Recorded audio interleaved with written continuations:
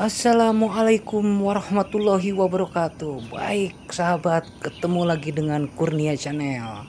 Kali ini kita kedatangan pasien baru sahabat. Pasien seperti manusia pasien. Ya, pasien kita kali ini TV Polytron dengan model U Slim. Oke, selanjutnya akan kita coba. Apakah penyakitnya? Apakah dia Omikron? Apakah dia COVID? Oke sahabat, akan kita colokkan ke power. Kita on kan powernya.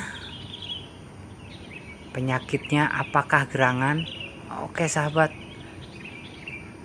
merek Polytronnya sudah keluar, tapi terlihat gelap ya sahabat. Ini kata si empunya awalnya gelap sahabat, tapi lama-lama dia akan terang kembali, dan setelah 1-2 jam dia akan gelap kembali. Oke sahabat, ini kalau kayak begini ya seperti biasa, ini TV sering begadang ya sahabat. Akan kita coba pindah-pindahin program. Oke sahabat, ternyata tetap gelap, tampilannya gelap ya sahabat. Ini kalau dibiarkan selama setengah jam dia akan normal, dan setelah 1 jam dia akan kembali ke video. Oke, cekidot, akan kita bongkar. Oke, kita matikan dulu. Oke sahabat, kelihatan tuh di menu juga ternyata emang iya gelap. Sebelum kita bongkar, kita tunggu dulu ini nyari obengnya sahabat. Oke, ini kita skip ya sahabat. Kita bongkar mur dan bautnya. Murnya kita bongkar ya sahabat. Oke, udah kita bongkar.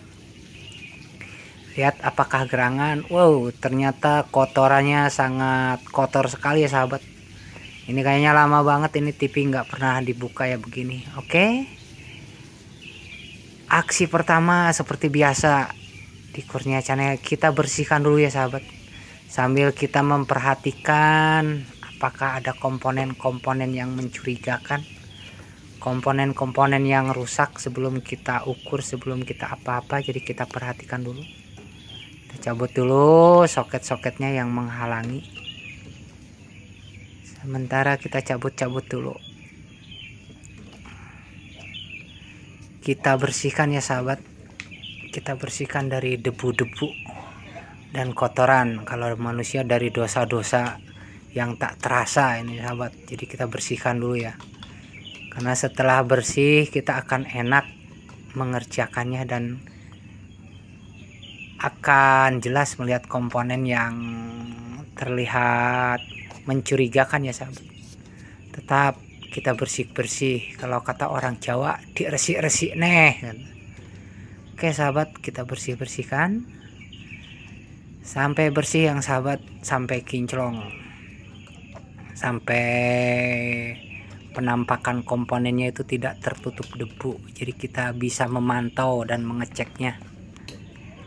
Biasanya kalau begini nih, kalau nggak ada yang elko yang kembung, biasanya solderannya retak ya sahabat, karena dia dari awal tidak normal. Dibiarin, setelah panas dia normal, setelah kepanasan banget dia akan kembali lagi gelap ya sahabat. Kalau nggak elto ini solderannya sahabat. Ternyata sambil kita cek, sambil kita bersihkan, tidak terlihat ya elko yang menggelembung sahabat. Ini kayaknya bisa dipastikan ini solderannya. Jadi kita akan hajar dulu percobaan pertama. Kalau penyakitnya kayak gini, jadi kita akan solder ulang ya sahabat, terutama di bagian playback dan soket RGB ditabung ya sahabat. Oke, kita akan solder dulu di daerah-daerah yang menghasilkan panas berlebih, sekitaran horizontal, vertikal, playback dan power supply yang terutama tegangan yang tinggi ya sahabat. Biasanya kalau yang panas berlebih itu ditandai ada resistor di atas 2 watt ya sahabat. Oke, kita akan solder sambil kita mencari yang retak-retaknya. terbiasa sahabat ya, di daerah-daerah yang penghasil panas yang tinggi kita solder. Kita solder karena pekerjaan tukang servis ya nyolder. Kalau nggak nyolder yang ngukur. Kita solder satu persatu. Biasanya ini TV yang sering begadang. Jadi TV yang nonton manusianya tidur, TV melihatin orang yang lagi tidur atau manusia yang lagi tidur. Jadi TV-nya itu dia nonton manusia sahabat, karena si orang atau si manusianya itu tidur, TV-nya nyala. Ini kejadiannya kayak begini sahabat. Solderannya hampir sama ya di tutorial sebelumnya, kayak TV SAP, terus TV Cina. Kalau penyakit kayak begini kita fokusin dulu ke penyolderan ya sahabat. Oh iya, kata si empunya ini kalau dilama-lamain setelah nyala normal juga dia biasanya warnanya itu abu ya sahabat, kalau enggak biru. Jadi kan kita hajar juga solder di bagian soket CRT-nya sahabat, di bagian RGB-nya. Kita solder juga soket-soket yang biasanya suka pada retak ya sahabat. Tapi hati-hati ketika kita nyolder di bagian, terutama bagian header ya, H1 H2, jangan sampai kena ke kaki-kaki pin CRT yang lain ya, berbahaya. Soalnya header buat tabung itu tegangannya kecil, kalau masih ada muatan di kaki-kaki soket yang lain terkena ke pin heater, takutnya ya ntar heaternya putus, malah berakibat fatal ya sahabat. Emang sih sebaiknya kalau mau nyolder di bagian soket CRT, soket RGB-nya itu harusnya kita cabut sahabat ya. Kita cabut harusnya. Ini kita sambil berhati-hati nih, tapi kan kita cabut aja nih. Kayaknya ngeri juga. Soalnya si konektor buat ke headernya itu deket banget sama tegangan 180 ya sahabat. Tegangan RGB-nya. Takutnya ntar masih ada tegangan yang tersisa nyentuh ke kaki buat ke header 1 sama header 2, bisa berakibat patah.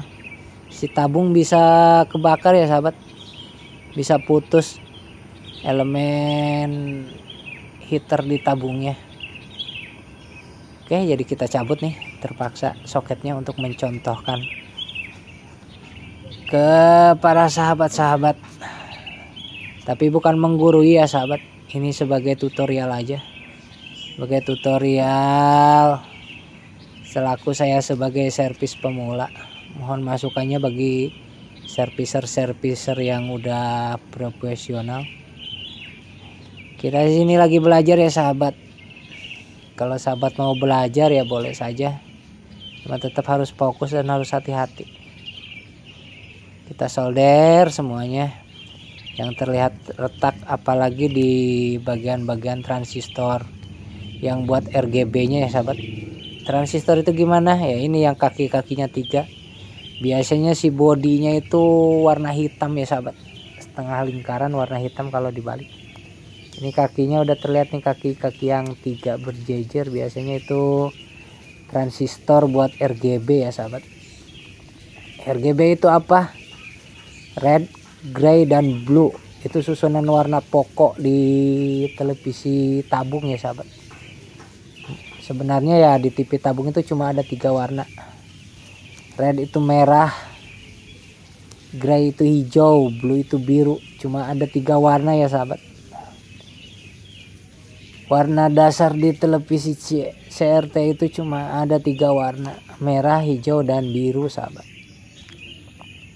Oke, kita akan solder semuanya nih di bagian RGB nya, di bagian yang ke soket CRT akan kita solder. Karena kata si empunya ketika normal juga kadang-kadang si layarnya itu abu, kalau enggak ya ungu sahabat. Biasanya ya kalau dia kembali normal lagi biasanya solderannya ini ada yang retak. Jadi akan kita hajar, kita solder semua biar memastikannya, karena kalau tidak disolder semua kita kadang nggak begitu kelihatan juga yang retaknya sebelah mana. Oke, setelah dirasa penyolderannya sudah selesai, sudah merasa semua tersolder bagian-bagian yang suka retaknya, akan kita coba nyalain lagi ya sahabat. Si mesinnya kita masukin lagi, si soket-soketnya akan kita pasang-pasang lagi. Akan kita lihat setelah penyolderan ini apakah tampilan TV-nya itu masih gelap, apa udah bagus ya sahabat. Kalau masih gelap juga, kita atur screen-nya masih gelap juga, berarti ada elko. Kalau enggak ya kayak tutorial sebelumnya, screen-nya biasanya udah tidak berfungsi. Tapi kita akan coba dulu ya solusi kita yang pertama dalam penyolderan. Kita akan coba dulu apakah langkah pertama ini berhasil. Sebelum kita pusing ke sana kemari, jadi kita solder dulu, dan setelah kita solder semua kita coba ya sahabat. Kita coba karena di komponennya tidak terlihat yang mencurigakan ya sahabat. Jadi dengan penyolderannya mudah-mudahan cukup oke sahabat. Ternyata tampilannya udah nggak gelap ya sahabat. Terlihat polytron dan backgroundnya warna biru. Udah terlihat jelas ya sahabat. Jadi kemungkinan dalam penyolderan tadi itu ya sedikit banyak berpengaruh ya sahabat. Emang penyakitnya di solderannya yang retak. Oke sahabat, akan kita coba pakai antena kesayangan Kurnia Channel, antena bulat pendek. Meskipun penerimaannya jelek tapi ya lumayan. Oke sahabat, ternyata solusi kita yang pertama langsung jreng yang sahabat. Jadi kita nggak pusing lagi nih. Jadi kita nggak usah ukur sana sini lagi. Tapi seperti biasa ya sahabat, ini kita coba kurang lebih 4 jam sahabat. Minimal 4 sampai 5 jam kita coba setel terus. Oke sahabat, percobaan dan solusi penyolderan dari Kurnia Channel merek Polytron model U-Slim berhasil. Demikian tutorialnya, dan Kurnia Channel sekali lagi oke gajian. Demikian tutorialnya, mudah-mudahan bersemangat dan mudah-mudahan semuanya sukses. Dukung terus channel Kurnia Channel. Wassalamualaikum warahmatullahi wabarakatuh. Tetap semangat.